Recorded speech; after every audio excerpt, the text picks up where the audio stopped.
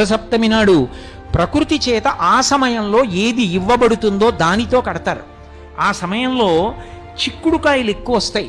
చిక్కుడుకాయలకి వెదురు పుల్లలు గుచ్చి సూర్యరథం కట్టామని సూర్యరథం పెట్టి చిక్కుడాకు వేసి అందులో పాయసాన్నం పెట్టి ఆయనకి నైవేద్యం పెడతారు. ఎందుకు సూర్యరథం ఒక్కటే కడతారో తెలుసా లోకంలో?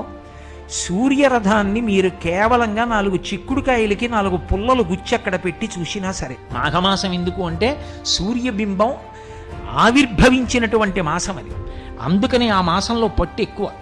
అటువంటి మాఘమాసంలో ఆయనకి రథం కట్టడం ఎందుకు అంటే ఆయన రథం తిరుగుతున్నప్పుడు ఒక చమత్కారం జరుగుతుందిట. ఆరోగ్యం కావాలి అంటే ఎవరైనా ఎవరిని ఉపాసన చెయ్యమని చెప్తారు అంటే సూర్యనారాయణమూర్తిని ఉపాసన చెయ్యండి అంటారు. ఇప్పటికీ పిల్లల దగ్గర నుంచి పెద్దల వరకు సూర్య నమస్కారాలు చేస్తారు. ఆ సూర్య నమస్కారాల్లో కేవలం 10 విధములైనటువంటి భంగిమలతో చేసే నమస్కారాలు ఉన్నాయి. అవి తేలికగా చెయ్యడానికి వీలుగా ఉంటాయి.